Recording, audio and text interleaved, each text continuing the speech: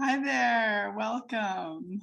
I'm Ellen Lupton. I'm curator of contemporary design at the Cooper Hewitt Museum in New York City. And we were very proud to represent the USA in 2018 at the London Design Biennale. So I wish I was there in person today, but alas, I am not. But we're going to create an experience for you that will bring you in to the Biennale as much as possible through the voices of these three amazing curators and the materials that they've brought together to kind of initiate you into what they created and why and what it feels like to be there. So our format is I've asked each of the three curators to introduce their project to you and to try to bring us into the spaces that they created. And then we'll have time for some questions, including questions from you. You can use the Q&A feature in Zoom to pose questions for the panel. And of course, we'll all have questions for each other as well. And so I'm going to start by introducing Anne-Laure Pingreoun. She is a design curator and strategic consultant. She founded Alter Projects 6 years ago, where she creates cultural programs for brands, designers, property developers, estates, and institutions. During the pandemic, she founded Alternative Thinkers, an alliance of minds committed to global change. Anne has curated numerous art and design programs and initiatives throughout the world. She is lauded by the press, by museums, by cities who welcome her contribution always. So I'm really excited to turn it over to Anne-Laure Pingreoun.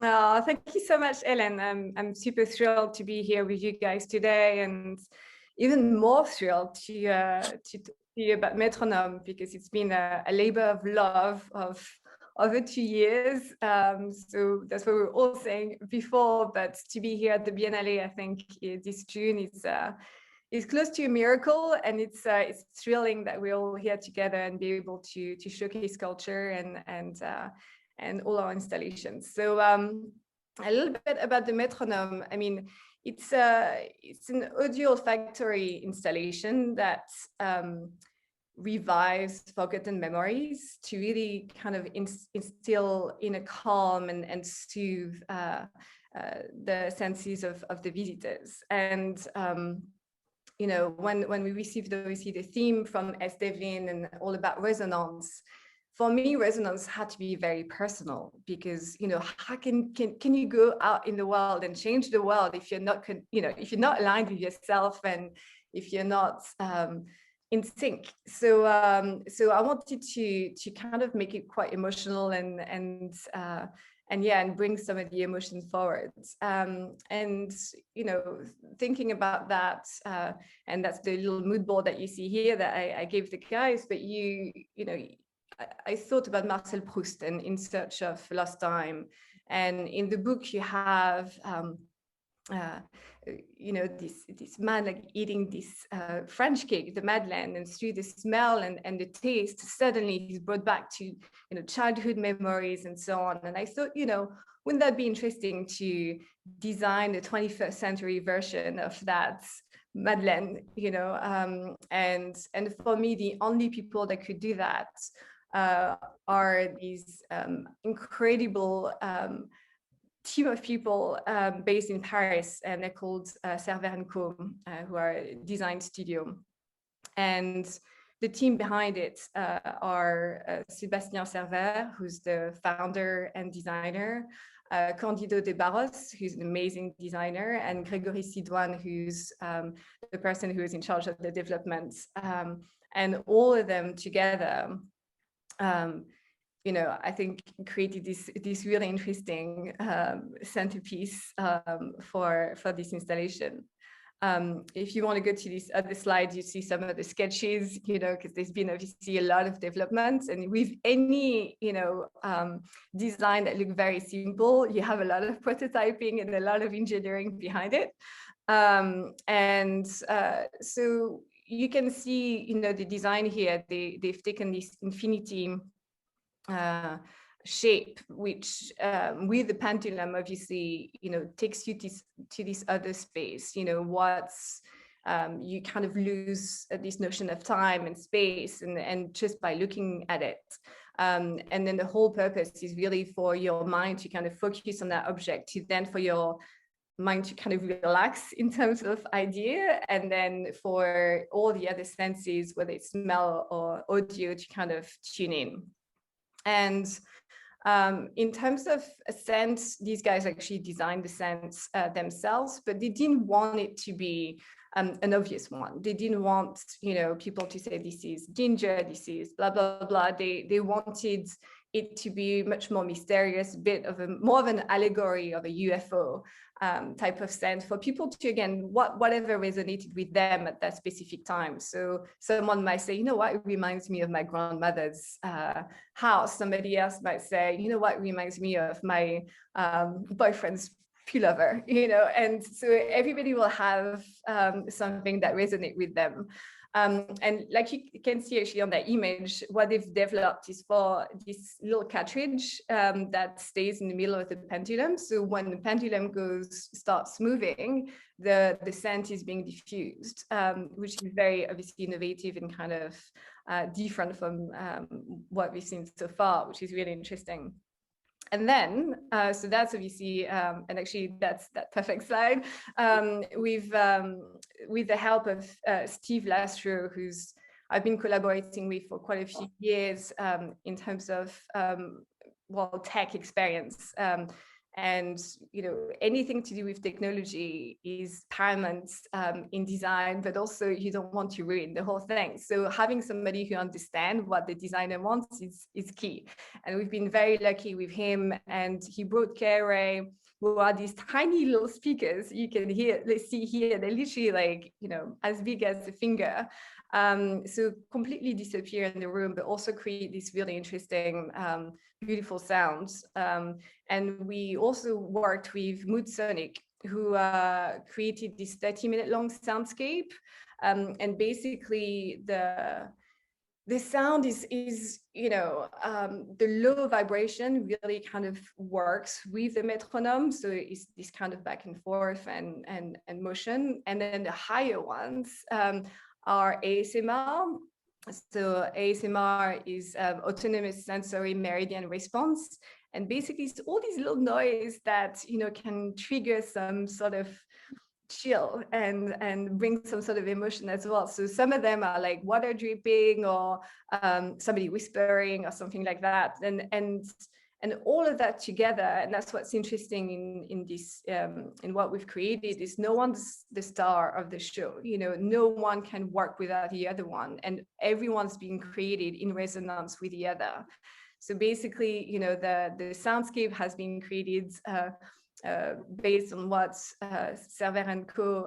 Designed with the metronome, and then the scent was then created based on the soundscape, and then obviously the scent works because of the metronome. So everyone kind of has a purpose in the role, and then the key thing was, you know, and that's the feedback we've received from people going to the Biennale, is people are like, well, you know, it's really interesting, you know, again, it reminds me of this childhood, you know, memory. Or someone also, you know, some people are interested in staying there to create new memories and say, you know what, I would love to stay in that room and start writing a book, or I feel very at peace and very serene. So, you know, and that triggers one of the kind of key question for us. And I feel very passionate about mental health. And I've been a big advocate for the past 2 years around this, and especially with what happened last year, is can designers create objects like that to, you know, help people to reconnect with themselves, and should that be in cities, should that be in workspaces, should that be at home, and I think it's a big subject to discuss.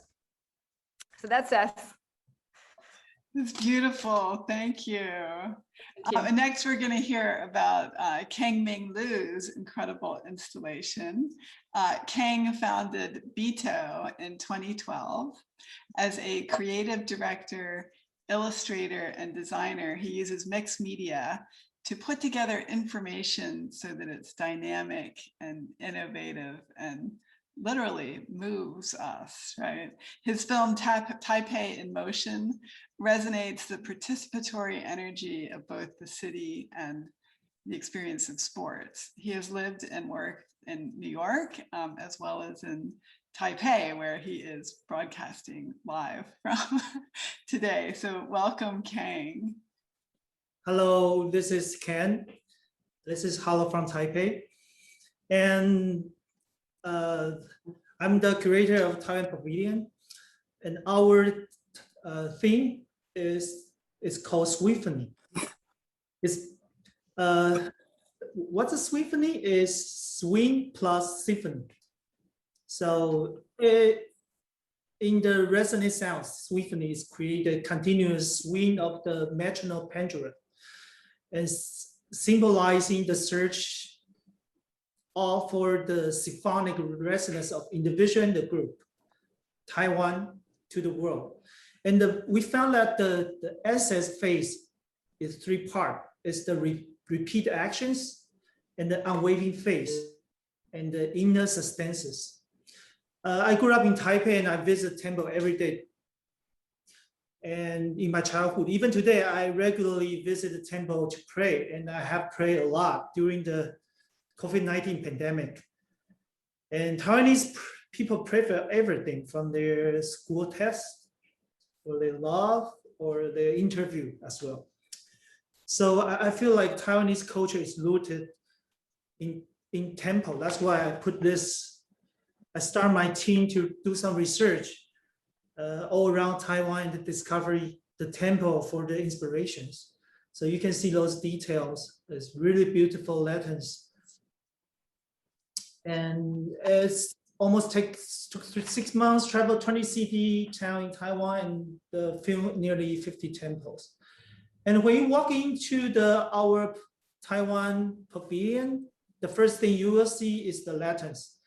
This letter represents the hope and the good luck, safety, and the prosperity.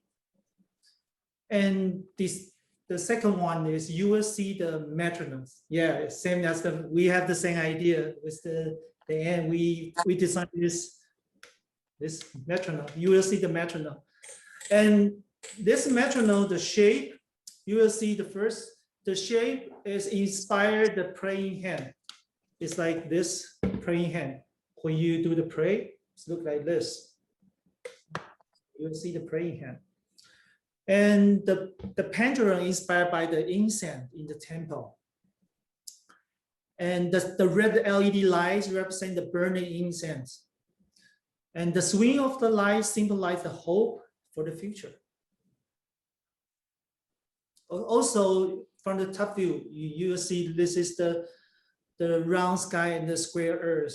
So it's in Taiwanese culture is represent infinity. And when you see this screen, you will see the video installation. I go back to the previous slide. Yeah, that one, you will see the film installation. Those flow imagery, we picked the photo from the architecture of temple, like this one. This one is the sun panel. And we create the flowing and the immersive scenario that reflect the color of Taiwan. So in this part, you will see the metronome. They are like they will synchronize simultaneously, and you will see the Latin and the film installation. That's the three parts. Yeah, and why I'm doing this, because I feel like that's the power of the repeat. When you pray, you like keep praying, and all the communal chatting or praying or meditation are often involved the act of religious worship, and have been proved increase the alpha wave. and the brain wave, which are similar to the heartbeats of the Earth. So this phenomena represent the possibility that human can be connect with nature via the similarity of these frequencies. So I hope when you walk into this Taiwan pavilion, you will feel the goodwill from Taiwan, and you can swing with us. That's so beautiful. Thank you. We definitely want to swing with you. Okay, it looks amazing. Next, I'm going to invite Cecilia Santamarina to talk with us about her amazing pavilion, Nostalgia. Cecilia is an art and design curator born and raised in Guatemala.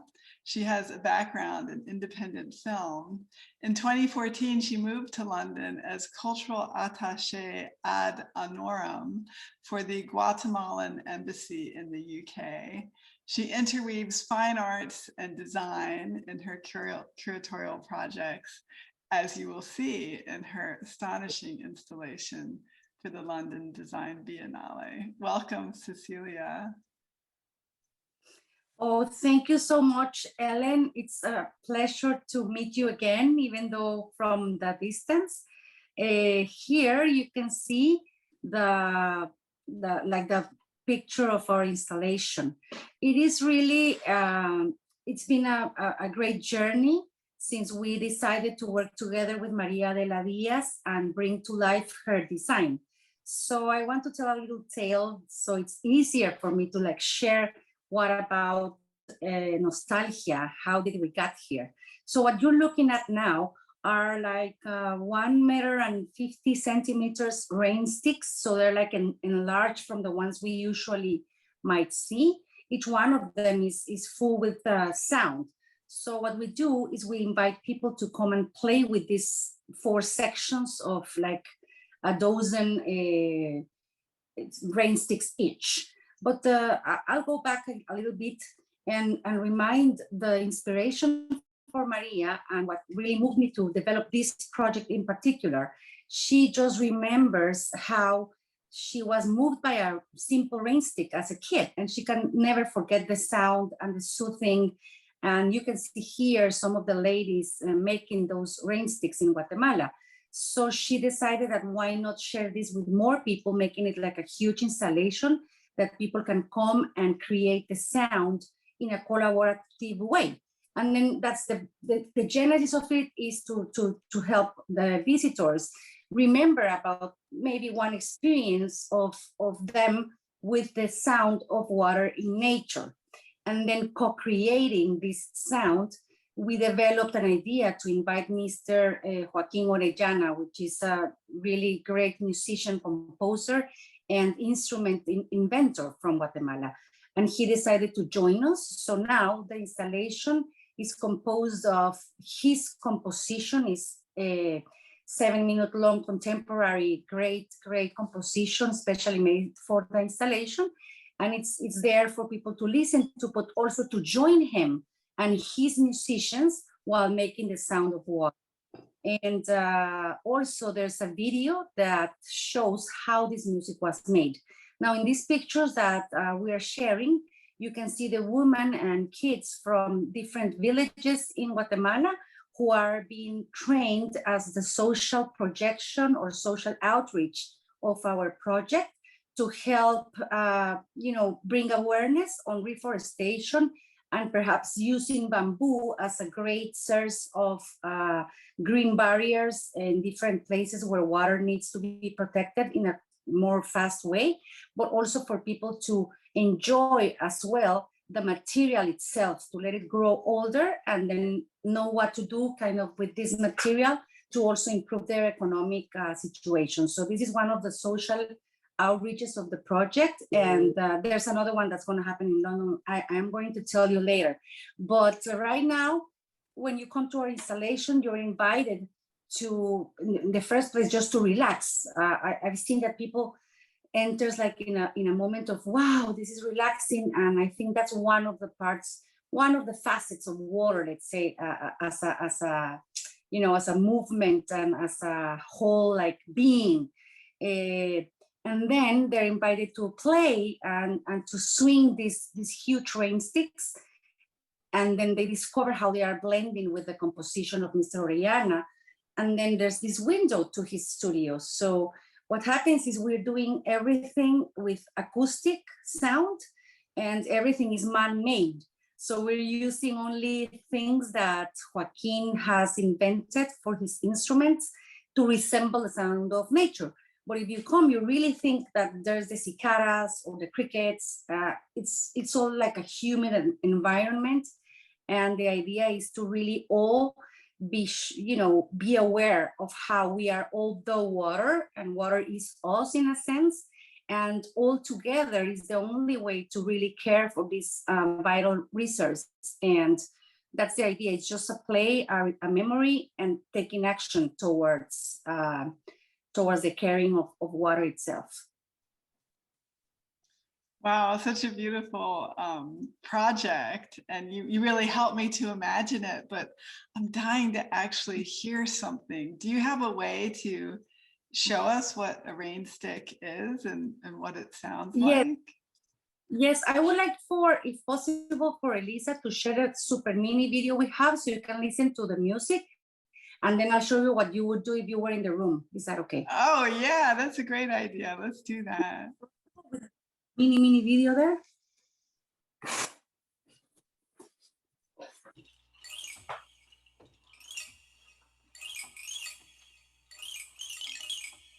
And this is the composition, the original composition, is that correct? Or is this people interacting in the gallery with it? No, this is the composition, a little bit of it.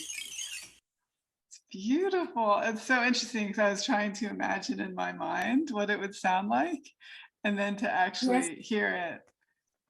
The idea for using the technology in a different way for us was to just set up a barcode that people can just scan and take the music with them home.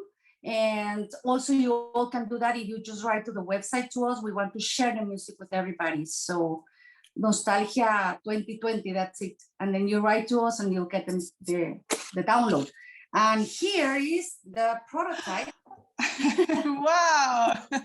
This is one replica that we have made. So you can see a little bit how people can interact and do something like this. Oh, so it has a material inside of it that makes the sound. Is that correct? I thought that that people would bang on it, but actually it's the rotation of the cylinders. Mm-hmm. That's so beautiful. Thank you. So these replicas were created by handcrafts in Guatemala, and this is part of how we are trying to make the project, move forward to the communities as well through these replicas. But the idea is that the rainstick itself is a very ancestral instrument that's appeared in many cultures. It's not, really from one place or another, but it's a very simple thing to make and to understand, but just the sophistication of making this structure and having people collaborate to make it sound, it's actually not that easy to move it. So the idea is that maybe two people have to be doing it together. So it's also a game of encounters. So we have to maybe try to see each other. We have to communicate anyway. So the idea of community, I think also is the one that moved the whole team to work on it. So we have architects, which I have worked with them for 3 years now, from Olivero Blanc Studio.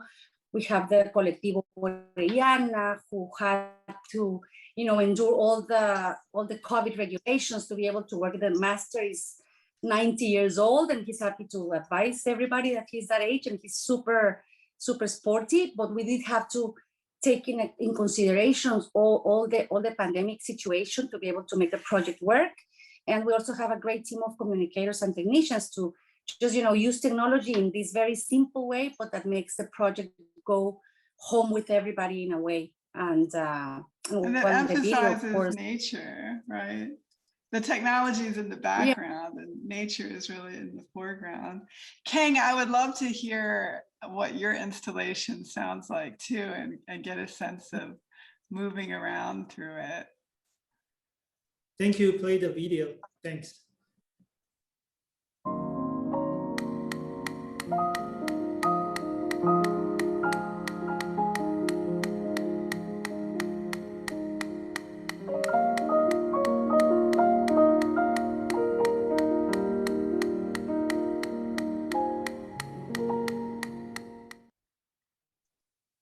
Wow. And so, you reference the heartbeat of the earth. Yeah, so about Can you explain what you mean? It's like why I came up with this idea is I never said that before. Like my sister was a piano performer, so when I was kids, every day I when I hear the metronome, I feel like really calm. And then there's a lot temple near my house, so every time I just pass by the temple, I pray every day. I feel the calm too. So I feel like this should be connected. And one day I saw the one phenomena. It's like you put like 3 metals together and it's sync together. I saw this video on YouTube. I feel like, wow, this is amazing. And did they sync because of a magnetic field? Yeah. So tell me about the mechanics of it. It's so fascinating. Exactly. It's not technology. It's via, they influenced by each other. So when you put the 50 metronome on the one plate, it will spontaneous synchronization in one time. It's like human being, I feel like, yeah, maybe it's like religious, because when we repeat praying, it's a power. It's the power of repetitions. So I feel like that's kind of some connection with Taiwan's religions to human being. And I feel like this expression is not just for the whatever what religion you are, is for the human being. Like everyone can find his peace, his calm, and his hope when you walk into our pavilion, and the purpose is achieve the harmony by the resonance. That's what this idea came from. Yeah. That's really cool. And you're holding is that a model of one of the metronomes, or is that the real thing? Yeah, we have to tie this up. Oh. The light I have is now. to say, Kang, I'm a graphic designer, so I thought your symbol of the praying hands, yeah, it so beautifully represents your idea. And this, why I'm doing this is because when you holding the incense, we always do this. So I think it's a perfect match for the shape and the repeat actions. Yeah, so that's how it came from. I love being able to hear it live from Taipei. It's really great. And then, Anne, your project uses an original ASMR soundscape. And this has become a phenomenon, this type of video and music sound that for many people triggers a kind of unique neurological response. So you're going to share that, right? Ooh.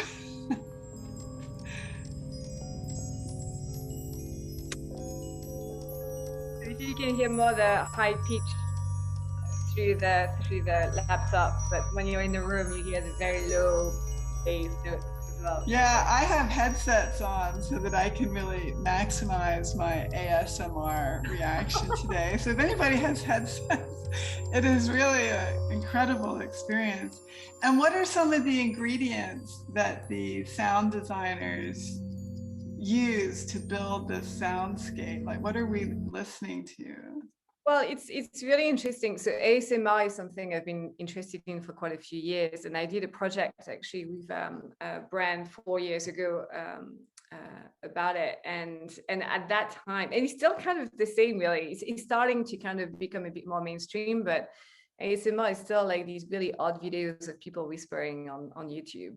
And I think there's so much more that we can do around this. And how do you bring that into not only, you know, maybe TV ads, but into your everyday, again, because it is proven. We actually did some research. We commissioned a paper to research what are the sounds that are being triggered and so on. So we did that 4 years ago, and I always kind of promised myself to do much more around it and to have something a lot more tangible. So that was the brief that I gave Mood Sonics, bless them, which was, I want something that resonates with the metronome, but I want also ASMR on top of it. So I think at first they were a bit like, hold on a minute, because these guys are really interesting. They basically all the soundscapes that they create, and they do that for large buildings, for schools, for you know, lots of various different brands and so on. And it's always based on research, and then the goal is always, what do you want to feel like, you know, in that room? Do you want to be like, you know, really hyper and happy? Do you want to calm down? And basically they curate and create these soundscape based on that. And then so my brief was a bit like, you know, a bit different, because obviously that's a real kind of artistic and designed approach to suddenly designing the soundscape. And then again, and does the metronome also make a sound in your installation, or it's silent? No. It's just doing scent. That's really beautiful too. Yeah. So that's so again, that's why it's all working together, because no one kind of overlay the other one, you know, and it was very difficult for Sarah and Co to design something that was not making any noise, because naturally, you know, like, yeah, I mean, you know, what Kang was showing, you know, metronome makes noise, or also has like a very kind that's of its purpose. Yeah. It's obviously about measuring time, but it's also this kind of sharp, you know, back and forth. And then the guys were really trying to design something that was very smooth and actually very calming, but also without any sound, so that whatever we're creating around it was not going to fight with this. If there was a sound in the piece, that would be maybe a bit too much. So yeah, it was and that's really the challenge of designing for the senses. That you have these multiple ways that people are experiencing. We don't have a lot of time left, and I have some questions I would love to ask of you. One is that when people come to the Design Biennale, sometimes they think it's going to be like chairs and couches and curtain designs. So I'd love to know from each of you what you feel that your project is saying about design. It could be about, you know, Anne, you mentioned mental health, or Cecilia about perhaps sustainability and materials. So, so maybe Kang, you could start by answering this question. I know spirituality is very important to you, but what's the link between design and spirituality, and what do you want people to kind of come away with understanding from your project?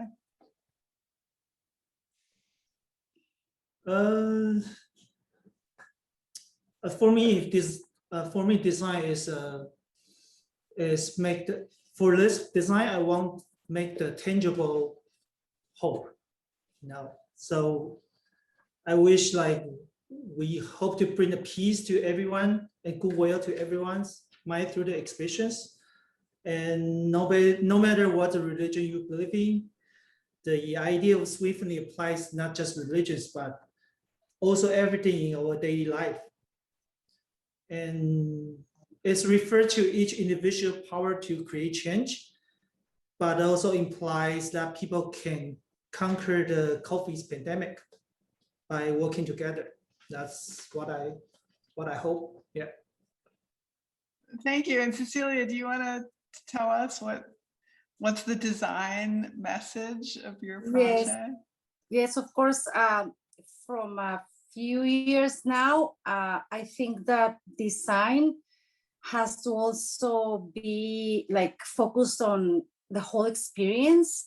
And yeah, I do share with Keng and Anne that the senses connected are making us better. So I always think of the whole experience, like since the moment one, and also not only for the final product, which is this simple 3 weeks or 4 weeks that people can enjoy it, but the process itself also is something I do care a lot about, and the aftermath as well.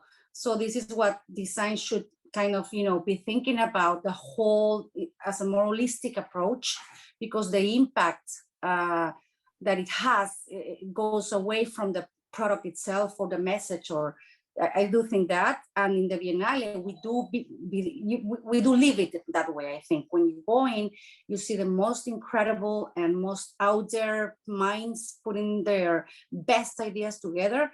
So for people to experience a completely different way of stimulus, I think it's great. I also think that, well, in this particular case, we are working with creativity, pure creativity and mind talent. So this is a great way to homage talent itself, away from, you know, complicated things. We did the simplest thing, trying to really put our heads together and make it be extraordinary. So our master Orellana mentioned, there's nothing new under the sun. The new is us. That's the way he kind of resumes. So yeah, it's, you know, mankind has the power to work together, collaborate, but we don't have to forget our source, which is nature itself. So kind of just go back, listen to it, and try to just move forward. That's the short version. That's beautiful. Anne, tell us about mental health and design and what we can do, especially in such an anxious time. No, absolutely. I mean, and just to say, I totally agree with you both, and on the entire, you know, idea of, you know, what's before, during, and after Biennale. I think is extremely important. So yeah, I agree with that. And then on the mental health side of things, I think, you know, it's like I was asking earlier, like, you know, I would like to be a little bit provocative to how developers and architects and estates are currently looking at things, because I think, obviously I do a lot of public arts, and what you see is just beautiful things. It's great. Okay, fine. And then you've got the, you know, and it helps. And, you know, I think people like sculptures, like, yeah, but you know, people sculpture or mural. Yeah, but I think people diminish. Like last year we did an art trail in London, in Mayfair and Belgravia, and suddenly, you know, it was free for all, it was outside, it was really colorful, and you know, and you see parents, kids, and everyone, when nobody could really go out but could go in the neighborhoods, you know, had access to that for free. And that's when you realize the power of design and culture. And therefore, should we be doing much more around this? And mental health obviously is a really, you know, key thing. Should we be creating these sort of pods or bubbles for people to you know, switch off, you know, maybe overpowering to walk through Oxford Street, and then they can go in this little thing to kind of reconnect with nature, with themselves, you know, and to pray.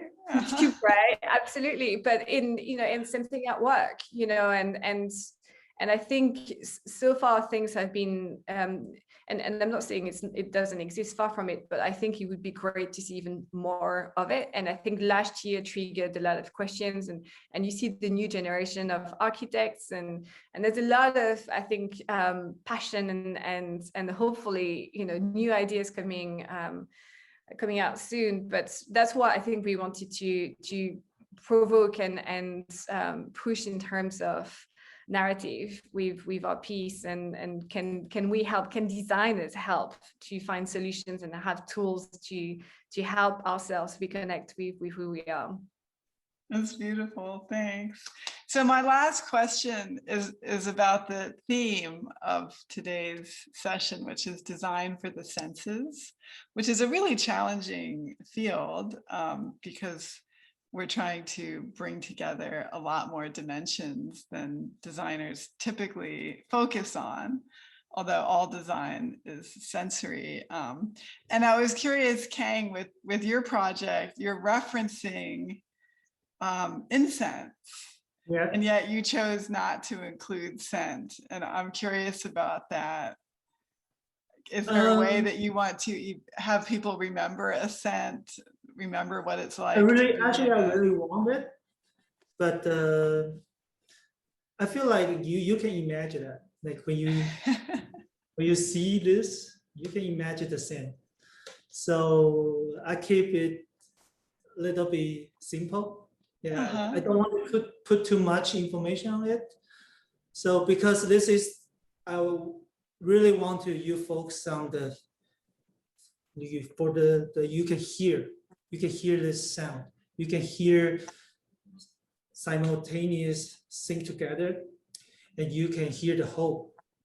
So that's what I keep mentioning. I want to make the tangible hope.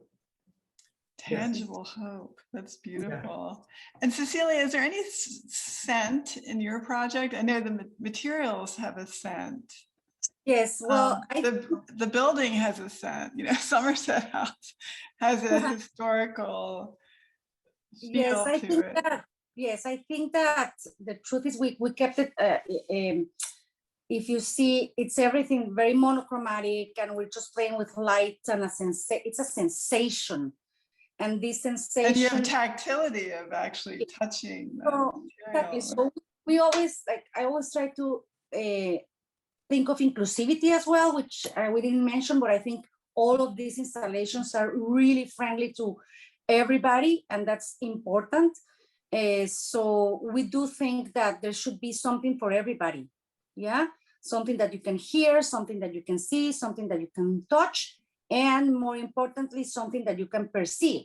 So in perception is where we really find that memory, as Ken was saying, as Anne was saying. So we are all searching for maybe the past to be able to project into the future. And in that sense, even, you know, you don't see how, but you get your goosebumps, or you get that the memory brings back a smell, even if you are not presenting it. In the case of Ken and ours, people has talked about préticole, which is this particular smell when rain starts falling in the air. Yes, right. Maybe can feel the sense of humidity. It could not be more dry. You know what I mean? It's so dry because London is dry, and but you feel like you're in the tropical environment, which is also resembling of Guatemala. So for us, it's important because our country, you know, we speak like 22 different languages. So it's very important for us to be able to communicate the other ways around it, to be able to find agreements. So yeah, it's not, you don't need to have it there, because you find it. And for everybody, it's going to be different. The rain in the desert is different than the rain in the jungle or in our beautiful country. And yeah, so it's more a perception. Great. And so Anne, you took this on, and I'll let you kind of end the session by telling us about the difficulties or what you learned from designing with scent. I've done this myself, and the public is very scared of smelling things. You know, people bring a lot of preconceptions. So tell us a little bit about designing with scent. Well, that's why again, 2 minutes. Yeah. No, for sure. But that's why again, I wanted to work with Servan & Co, because that's ingrained in who they are, and they are passionate about scents. And like you said, it's one of the most difficult things. I think it's better not to touch it than to try something totally overpowering. And actually someone, when we were installing, and I'm not going to name who that was, but we're like, are you doing scent? Oh my God, that room is going to smell for 2 years. It happened before, it was terrible, blah, blah, blah. And I was like, no, we're different, because the guys actually managed. So if you think of a candle, you know, a candle doesn't smell. You switch it on, it smells, switch it off, like you turn, it's gone.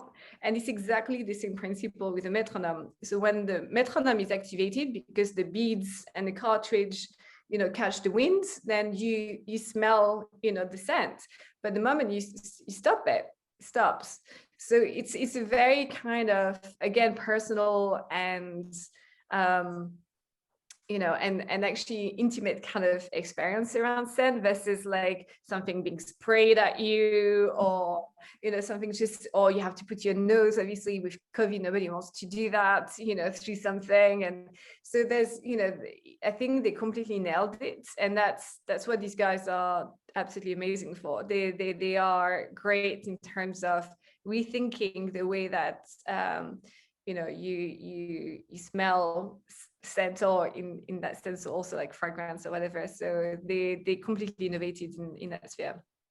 Yeah, that's fantastic. It's an incredible field, and one of the things that we learned doing sensory design, sound design is a whole field, scent design an entire field, and there's so much subtlety. And so for you all as curators and creative directors, orchestrators, symphony makers, to bring that together for people is really fantastic. So thank you. Thank you for your beautiful work.